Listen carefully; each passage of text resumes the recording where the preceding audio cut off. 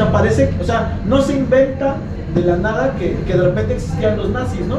¿Por qué? Porque ocupa la relación que nosotros conocemos histórica respecto a que existió una guerra mundial, o llamada guerra mundial, pero que además existió una ideología política específica que se llama los nazis. Entonces, ¿qué pasa ahí?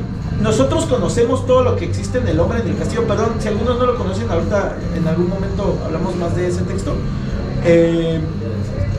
Pero bueno, el punto es que en la novela de Philip K. Dick conocemos nosotros a los nazis, y si no los conocemos, bueno, podemos ir a investigar y estudiamos acerca del nazismo y de Alemania, ¿no? Pero sabemos que existe Alemania, sabemos que existe Japón, sabemos que existe Estados Unidos, ¿no? Sabemos que incluso hay una forma en la cual, de manera diplomática, ¿no?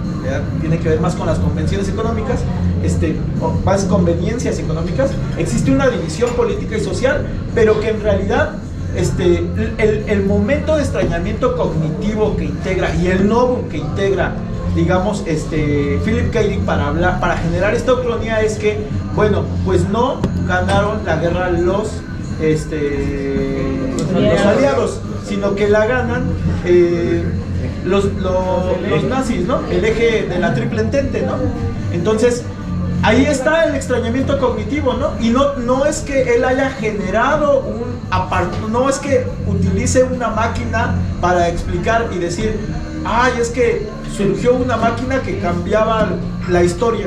No, ¿por qué? Porque las relaciones humanas también nos dan la posibilidad de generar ese novum y ese extrañamiento cognitivo, y entonces da esa posibilidad de que para nosotros como lectores es un extrañamiento cognitivo que exista esa posibilidad política o histórica de que hayan ganado los nazis, ¿no? Pero que al mismo tiempo habla de cosas que nos suelen ser tan cercanas, ¿no? Y entonces en ese sentido, bueno, ¿cuál es o cómo es la forma técnica en la que o cómo existe ese novum y ese extrañamiento cognitivo en términos de la técnica? Pues a través de Edo Meiji. Sí, no, pero no, pero no, con el cambio de tecnología, o sea, como esta cosa de las metralletas, ellos siguen peleando con espadas. Entonces, como dos eras así, yo ahí. Es que sí, el universo Star Wars sí, porque tiene todos estos elementos, por ejemplo, lo de la guerra de Vietnam que está. Meter obras dentro de ellas, pero siempre va a haber obras que escapan a esas categorías. Solo son guías. O que son híbridas, Sí, ¿no? con Star Wars creo que también cuál es la intención de la obra. Porque la intención era como recrear estas historias de Flash Gordon y todo eso. Claro. Pero igual a lo mejor Lucas no se preocupó tanto en transmitir una idea, un mensaje político o eso, sino más bien su idea fue más crear una obra fantástica. Muchas y muchos de los escritores y escritoras han ocupado también a la ciencia ficción para hacer alegorías, a elementos de la ciencia ficción que en realidad no son exclusivos de la ciencia ficción, para hacer alegorías o alusiones a alguna otra situación que se quiere narrar. Yo, por ejemplo, a mí con Star Wars me pasa lo mismo que con Asimov, ¿no? Y perdón, me pasa pero, con Asimov, pero a mí Asimov me encanta, pero de pronto, o sea, me encanta porque es un gran narrador, pero de pronto a mí, o sea, no me late mucho. Es un gran narrador, dijiste. Es un gran narrador y un gran generador de ideas. menos su narración narrativa. Bueno, perdón. Es un gran generador de ideas y de preguntas, ¿no? Es otro. Y, o sea, narra muy bien, me refiero a que te lleva muy bien una historia, pero por ejemplo, a mí no es mucha de la ciencia ficción que me gusta, y lo mismo pasa con Star Wars, ¿no? O sea, lo puedo considerar ciencia ficción, porque esa es la otra flexibilidad que existe dentro de la ciencia ficción, ¿no? Y por eso hablamos del retroetiquetado o la o cierta tendencia, como decimos, a categorizar, porque lo podemos encajar dentro de la ciencia ficción si buscamos una explicación, digamos, teórica para o colosales escritores de la ciencia ficción, ¿no? Por un lado está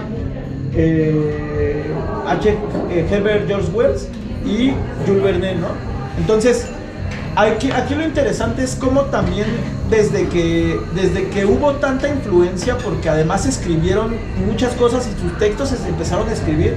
Tenemos por ahí dos pistitas de lo que va a representar para la ciencia ficción en la América Latina, que se escribiera o no de cierta forma en su momento germinal, ¿no?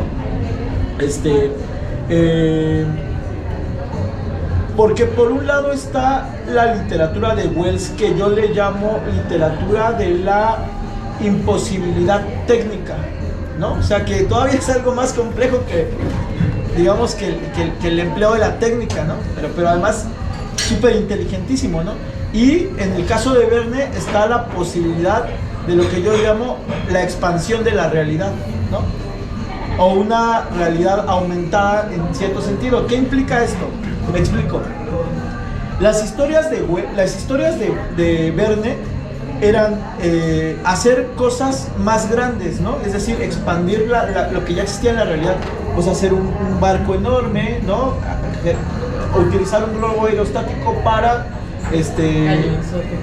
exactamente, un cañón más grande, ¿no? Entonces, es decir, utiliza los elementos que existen en la realidad, ¿no? Que ya han sido generados por una técnica, ¿no? A través del proceso de la industrialización, etcétera, para hacer tanto una crítica a la sociedad como para generar una historia que solamente el hecho de hacer que un barco fuera más grande, simplemente eso nos permite generar una gran historia que ya se encaja dentro de lo que conoceríamos como ciencia ficción moderna, ¿no? O que se le conoce así.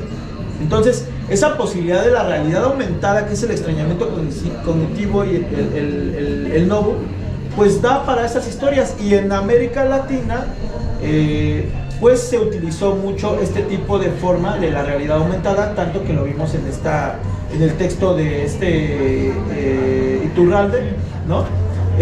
Que es un gran fan de Verne, como vemos, pero que en realidad hay un cierto misticismo a la hora de desarrollar la historia en el caso de Iturralde, ¿no? Porque de pronto no sabemos si en realidad utilizó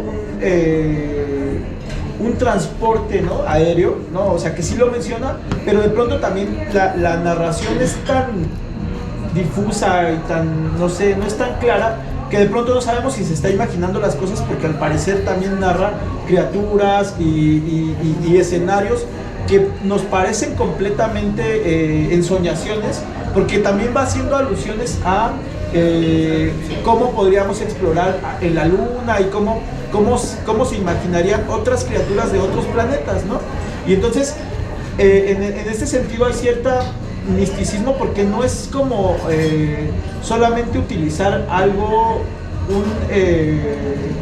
un transporte expandido o para visitar otras regiones en un tiempo muy cortísimo, ¿no? Y que en ese sentido también hay una necesidad como que también es una combinación con Wells, ¿no? O sea, de viajar en el tiempo o de hacerse más rápido en el tiempo, ¿no? A través de este viaje. O sea, hacerlo en un solo día, ¿no? Pero que en realidad terminan siendo dos en la narración. 3.333.33 kilómetros por hora lo calculé. Yo le leí Bueno, un mapa. regresando un poquito, justo en esta parte de lo que mencionaba de Darko Subin, creo que también, bueno, a lo mejor ya incluso lo han mencionado antes, pero esta parte del cambio de pensamiento del ser humano, donde justo antes era todo mitológico, todo mágico, donde no se conocía la explicación de las cosas y se le atribuía a los dioses o a las fuerzas, y de repente el ser humano siente ese poder, ¿no? Es decir, a través de la ciencia y de la técnica nosotros tenemos el control del mundo, y entonces es donde surge esta literatura, ¿no? Donde tratamos de dar una explicación a las cosas, donde Mary Shelley ya no dice, pues, por una acción divina, por un milagro, cobró vida, sino es la mano del hombre la que justamente genera esto, ¿no? Y es justo este cambio de perspectiva donde el ser humano ahora tiene el control y el poder de manipular el mundo a través de la ciencia. Sí, totalmente. Es decir, no importa si mi producto va a matar a millones de personas, no importa si voy a asesinar miles de orangutanes para que tú tengas tu botellita de Nutella, por lo menos genero, ¿no? O sea, es el mismo discurso. Lo interesante aquí es que, por ejemplo, en el texto de Garmendia, o sea, bueno, digo, ya venimos esta crítica de alabar al positivismo, de verlo como algo que nos permite crear una narrativa de ciencia ficción romantización de la ciencia, porque en realidad también en su momento lo que decían que era eso, a pasar a un momento donde se acerca a esta idea del no y el extrañamiento cognitivo de la realidad circundante, porque como dice un crítico en algún momento que ocupa a Garmendia, que es Ángel Rama. De hecho, Ángel Rama después va a ser utilizado para los estudios de New Wave, ¿no? En algún momento, con un libro que se llama 100 años de raros. Y lo que dice en realidad Rama es que es tan importante Garmendia en el sentido de que existe una suerte de adaptación científica a la vida real, ¿no? O sea, en este cuento, ¿no? En este sentido. Y esta idea de la adaptación científica a la vida real tiene que ver con el hecho de el uso técnico, el uso de un momento técnico para poder adaptarte a la realidad. Lo interesante aquí es que existe una mediación, ¿sabes? O sea, ¿qué implica que alguien te venda o te dé un instrumento para adaptarte a la realidad? Porque quizás ¿acaso no tenemos acceso directo a la realidad? O sea, la pregunta es esa, ¿no? O sea, es decir, ¿por qué necesitamos de un instrumento para adaptarnos a la realidad? ¿O en qué momento surge esa necesidad de adaptarse a la realidad? Es decir, aquí se plantea la pregunta de que existe la realidad, ok, pero entonces, ¿estamos teniendo acceso a ella? ¿O por qué tendríamos que adaptarnos, ¿no? ¿Y qué pasa con los inadaptados? Porque en realidad, ok, dice que existe esta posibilidad de adaptarte a la realidad, pero que también existen los inadaptados y los radicales, ¿no? Pero ¿por qué esa necesidad de adaptarte a ella? ¿De dónde surge? O sea, ¿por qué ser un inadaptado es algo moralmente mal visto? Es decir, también existe como esta situación de cómo técnicamente estamos mediados hacia la realidad, ¿no? O sea, ¿qué nos hace encontrarnos con ella? O a partir de dónde nos relacionamos, ¿no? Y por ejemplo, un autor como Marx, ¿no? Dice que, perdón si soy, me gusta, dice que por ejemplo, para él el capitalismo, pues el capital, no es el dinero, no es exclusivamente el modo de producción, ¿no? Ese es el capitalismo. Para Marx el capital es una relación social, ¿no? Y en ese sentido una relación social pues forma parte de un sistema histórico de producción, ¿no? Y entonces la forma en la cual uno a veces se integra en ciertas dinámicas, ¿no? Es a partir de esas relaciones sociales que están mediadas por el valor, ¿no? Valor de uso y valor de cambio. Y entonces, justo, ¿no? O sea, digo, yo ya me fui con la interpretación muy lejos, pero pues la idea es esta, ¿no? Es decir, ¿por qué necesitar algo? Es decir, algo externo a nosotros, pero que además es un aparato técnico, ¿no? O algo que resulta construido por otro ser humano, ¿no?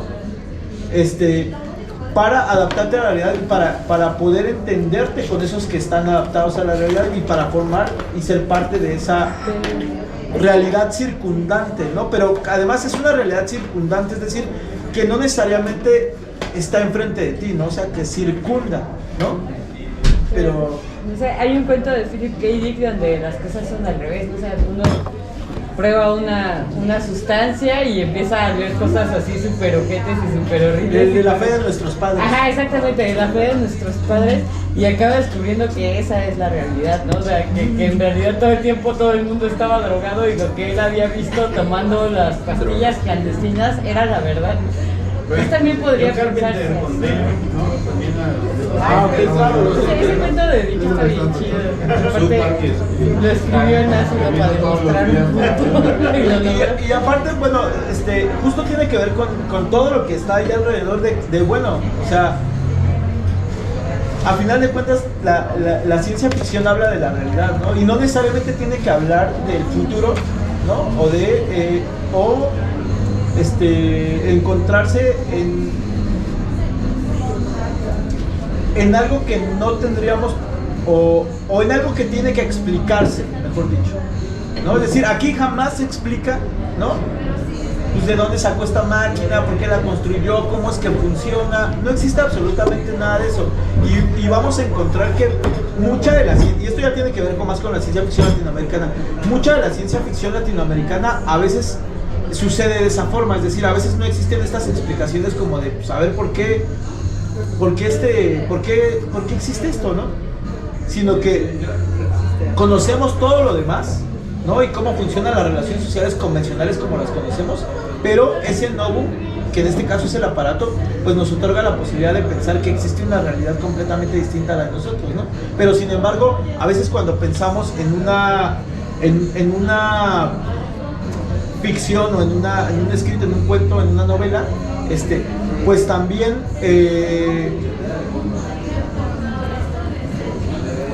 cuando nos hablan de cosas que tocan las emociones, inmediatamente nos remiten a nuestras emociones, ¿no? A lo que conocemos, por ejemplo, respecto a los sentimientos y a las emociones, lo que significa para nosotros, ¿no? Y en ese sentido también es una forma de acercarnos a nuestra propia realidad, ¿no? O sea, la forma, a mí lo que me encanta de la ciencia ficción es que el extrañamiento cognitivo, ¿no? De algo que es completamente distinto a nosotros, siempre nos acerca más hacia nosotros, ¿no? Y a lo que conocemos y a lo que tenemos en contexto con respecto a nuestra realidad, ¿no? Y eso es bien interesante. Dispuesto está uno a escuchar esos mensajes que cuando van directo para ti. O sea, cuando están hablando de aliens o de pollos espaciales. No, y la verdad es que pues, es que uno se siente tan identificado con el personaje porque pues sí, yo tampoco tengo dinero para comprar el aparato, ¿no? Yo lo fabriqué. Aquí está el aparato, tiene un botón de este lado, por favor vayan pasando.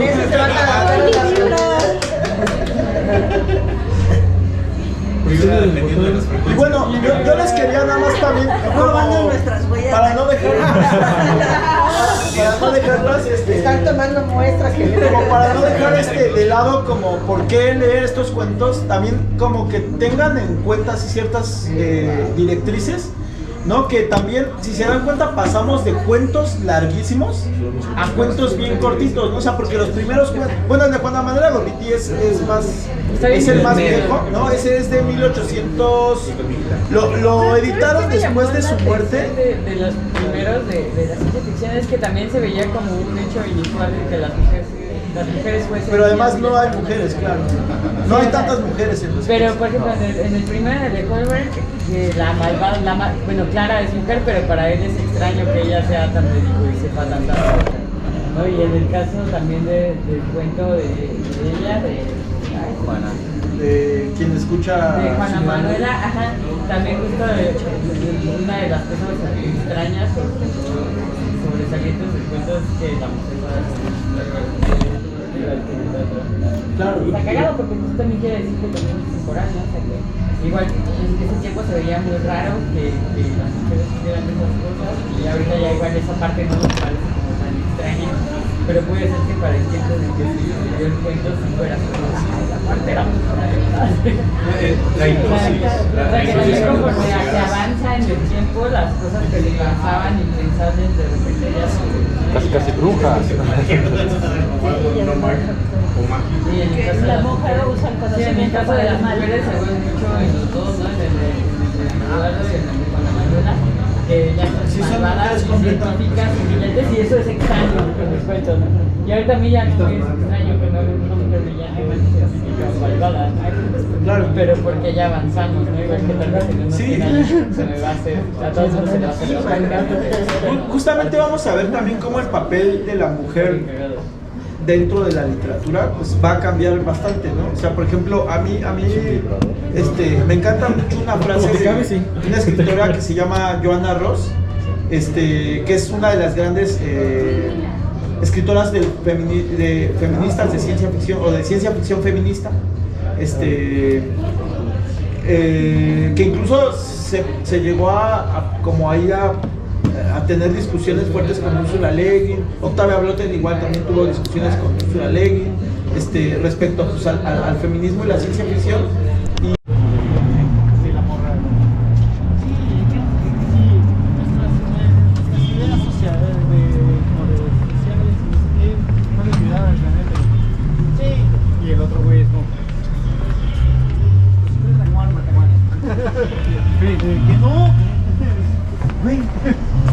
Sociedad radical se transforma en el mundo. Ajá. No me gusta ponerme. Sí. Como no, cállate.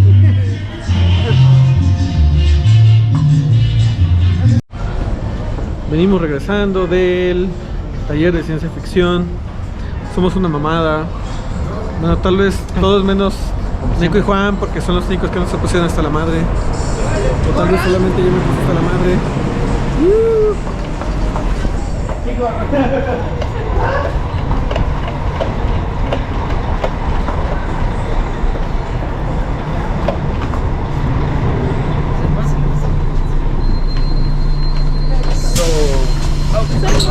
¿Eh? Sí, algunas. ¿Quieres sentar? Sí, dale. Ay, tomes todos, ¿no? Dale, Hugo. Ay, a mí me da miedo porque termino hasta allá.